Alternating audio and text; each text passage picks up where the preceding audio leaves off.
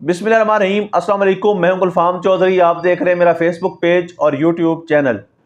पाकिस्तान की सियासत में आमतौर डेवलपमेंट हो रही है और मुसलसल मुतवक्के हैं। इस सिलसिले में हमारे साथ मौजूद हैं डॉक्टर शहबाज गिल साहब। तो उन्होंने कुछ आमतौर इंकशाफात भी किए हैं और उनकी आने वाली वीडियो रिसेंटली मोस्ट इम्पोर्टेंट और इंफॉर्मेटिव वीडियो है। आइए पहले उनकी बात सुनते हैं, फिर उस पर बात करते हैं। सबसे पहली खबर बल्कि सबसे बड़ा इंकशाफ जो जुनेद अकबर जो हाल ही में इमरान खान साहब ने जिनको नामजद किया है, अपॉइंट किया है खैबर पख्तूनख्वा में पाकिस्तान तहरीक इंसाफ के सदर, उन्होंने एक टेलीविजन इंटरव्यू में ऐसा इंकशाफ किया जिस पर आप और हम बहुत देर पहले से बात कर रहे थे, लेकिन उन्होंने तो अब चश्मदीद गवाही दे दी। उन्होंने बताया कि किस तरीके से पाकिस्तानी मिलिट्री जनरल्स ने सियासतदानों को खरीदा, किस तरीके से जाली फरमाइशी गिरफ्तारियां की गई ताकि उनको आपकी नज़रों के अंदर हीरो बनाया जा सके।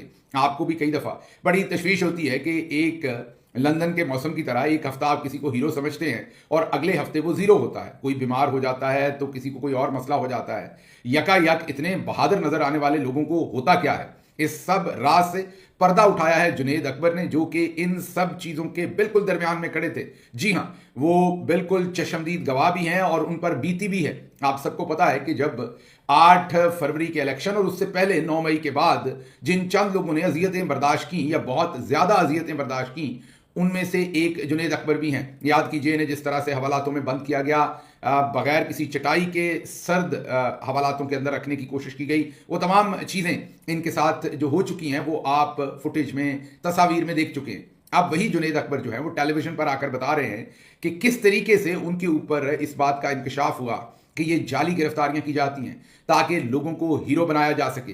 ना सिर्फ जाली गिरफ्तारियां की जाती हैं बल्कि उनको 70-70 करोड़ रुपए की ऑफर भी दी जाती है।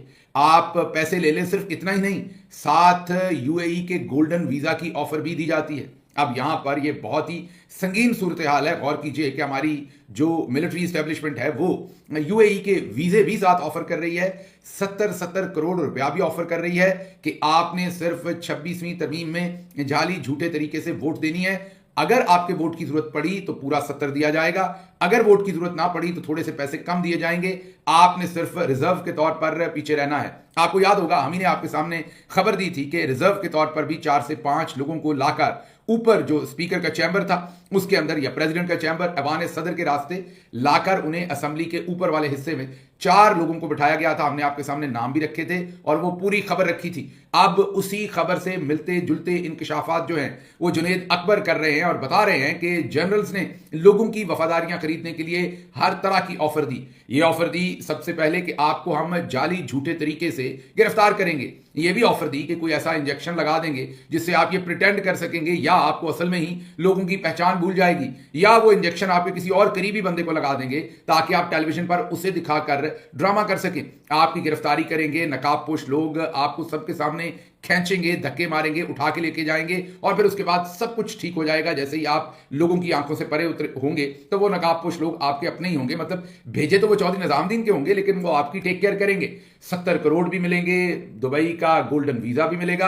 आपने सिर्फ वोट करना है या रिजर्व में रहना है। ये मैं नहीं कह रहा, आपको सुनवाते हैं जुनेद अकबर साहब ने टेलीविजन इंटरव्यू में जो शिफा यूसुफजई साहबा के साथ उन्होंने किया, उसमें उन्होंने क्या इंकशाफात किए तो सुनिए। जो बंदा मेहनत करे और जो मेहनत न करे दोनों को एक साथ में लेके नहीं जाऊंगा। जो मेहनत करेगा वो आगे बढ़ेगा, जो मेहनत नहीं करेगा ये नहीं हो सकता कि अगर इसी तरह ये तो है कि आगे लेकर अगर नहीं जाएंगे तो फिर क्या करेंगे? मतलब आप खान साहब को रिपोर्ट करेंगे? मैं खान साहब से मशवरे पे उसको रिप्लेस करेंगे। 9 मई से पहले भी ये हुआ है। मुझे बिल्कुल इतराज है कि कुछ लोग थे वो जेलें भुगतते, कुछ लोग आराम से थे। उसके आर होता है वो मेरा कागजात रिजेक्ट करता है, किसी दूसरी का मंजूर पे क्या हो जाए। फरमाइशी का तो खैर मुझे पहले अंदाजा नहीं होता कि ये भी होता है। ये जब हमें 26वीं तरमीम जब आई थी तो जो ऑफर आई थी तो उसमें ये उसने कहा था कि बस हम यहाँ पर जो होते नकाबपोश आएंगे, आपको घसीटेंगे, आपकी वीडियो बनने की नहीं यार मैं तो नहीं दे रहा, वोट दे दे फिर वापस आके जो है प्रेस कॉन्फ्रेंस कर दे कि मुझे ले गई ना। मुझे कोई इंजेक्शन का नाम बताया कि वो इंजेक्शन लगाएंगे, फिर वो जब आएगा तो उसको लोगों को अंदाजा हो जाएगा कि ये नॉर्मल नहीं जा रहा है। तो फिर आपने सिर्फ ये गवाही देने की यार ये तुम्हें से मिला भी, उसने तो मुझे पहचाना भी नहीं,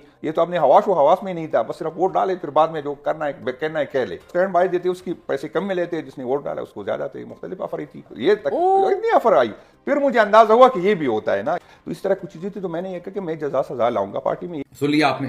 अब आपको अंदाजा हो गया होगा कि क्यों चंद दिन आप सोचते हैं कि एक शख्सियत जो है वो वाकई असल में हीरो है, वो लोगों को निकाल रही है कोई शख्सियत, या आपको बड़ी दलेर लगती है और आपको लगता है कि इसने बुरे वक्त में खड़े होने का फैसला किया। और यकायक फिर आप देखते हैं कि जब इमरान खान सही टेस्ट फेंकते हैं तो बहुत सारे लोग गायब होते हैं और कुछ लोग जाहिर है खड़े भी होते हैं, मैं ये नहीं कह रहा सब होते हैं। तो अब कम से कम ये जो आपके जहनों में सवाल था कि कौन हीरो है कौन जीरो है, क्या ये लोग खुद से ही कर रहे हैं, कोई ड्रामा चल रहा है, तो आपको ये पता होगा, अब चल गया होगा कि ये कोई ड्रामा नहीं चल रहा, बल्कि पीछे एक स्क्रिप्ट राइटर है, पीछे एक डायरेक्टर है, पीछे पैसा चलता है। ये एक बॉलीवुड की मूवी बन रही है जिसमें डायरेक्टर भी है, एक्टर भी है, कोरियोग्राफर भी है, इन्वेस्टर भी है, सब कुछ है, और ये पूरे का पूरा आपके सामने मनोरंजन रखा जाता है। तो फिर अगर आप थोड़ी देर के लिए बेवकूफ बन भी जाएं तो इसमें आपका कसूर नहीं, क्योंकि एक्टिंग और डायरेक्शन ही इतनी अच्छी हो रही होती है जिससे अब पर्दा उठाया है जुनैद अकबर साहब ने। हम आपको दबे अल्फाज या खुले अल्फाज में ये बहुत पहले से बताते आ रहे हैं कि ये सब कुछ क्या होता है और कैसे होता है। बहरहाल इसके बाद अगली खबर आपके सामने एक और एक्सक्लूसिव स्टोरी आपके सामने रखते हैं।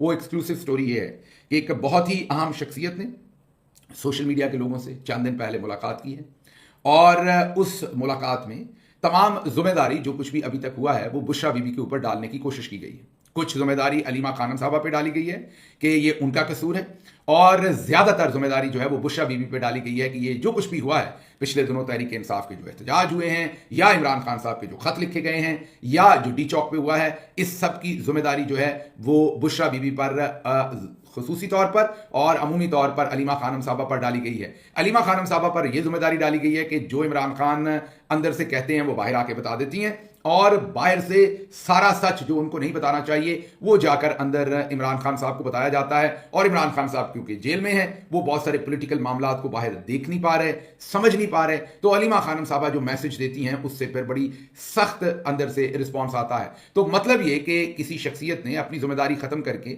सारी जिम्मेदारी जो है वो अलीमा खानम और बुशरा बीबी के ऊपर डालने की कोशिश की है। मेरी दस्तबदस्त गुजारिश यही होगी कि ऐसा ना कीजिए।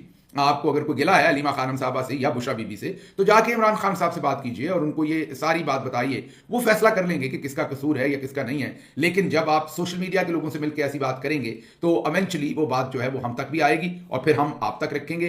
फिर जब हम रखेंगे तो आपको बुरा लगेगा तो फिर आप कहेंगे कि ये आप गलत कर रहे हैं। इसलिए मैं आपका नाम नहीं ले रहा, इसलिए मैं इसमें पहचान नहीं बता रहा, कि आपको ये ना लगे कि मेरी आपके साथ कोई मुखालफत है। मैं सिर्फ आपसे दस्तबदस्त बहुत ही एहतराम से गुजारिश करता हूं कि ऐसा बराए मेहरबानी मत कीजिए। अगली खबर की तरफ चलते हैं। अगली खबर कौमी असम्बली में पाकिस्तान तहरीक इंसाफ के जो MNAs हैं उन्होंने खूब वहां पर एहतजाज किया है, जिसके लिए हम सताइश करते हैं। लेकिन ये वीडियो आपके सामने रख रहे हैं, इसमें मेरी सिर्फ एक गुजारिश होगी कि एक तो एहतजाज के दौरान मुस्कुराना नहीं चाहिए। कुछ दोस्त इसमें मुस्कुरा रहे हैं, उनको शायद जरूरी नहीं होता कि वो इसमें मजाक उड़ाते हुए मुस्कुरा रहे हैं। कुछ लोग जरा थोड़ा ओवरवेल्म फील करते हैं, या शायद वो थोड़ा एम्बैरस फील कर रहे होते हैं एहतजाज करते हुए, या अनकंफर्टेबल फील कर रहे होते हैं उस वजह से। तो मैं उन्हें फायदा देता हूं उनकी उस इमोशंस का, फीलिंग्स का। लेकिन स्टेक पे बहुत कुछ है, स्टेक पे बहुत कुछ है। इमरान खान साहब अब 600 दिन के करीब हो गए हैं, बेकसूर जेल भुगत रहे हैं, और पाकिस्तान तहरीक इंसाफ के वर्कर्स को बड़ी मार पड़ी है। पाकिस्तान की जी बिल्कुल, जिस तरह से आपने डॉक्टर शहबाज गिल साहब को सुना, उन्होंने बताया कि पाकिस्तान की सियासत में कितनी ज़्यादा तब्दीलियाँ मुतवक्के हैं, और इंटरनेशनल सतह पर जो वाशिंगटन DC है और डोनाल्ड ट्रंप की हुकूमत के हवाले से कुछ आम तरीन चीज़ें हैं वो भी उन्होंने शेयर की। अब तक इतना ही। अल्लाह पाक वतन अजीज़ का हामी और नासिर हो। पाकिस्तान जिंदाबाद।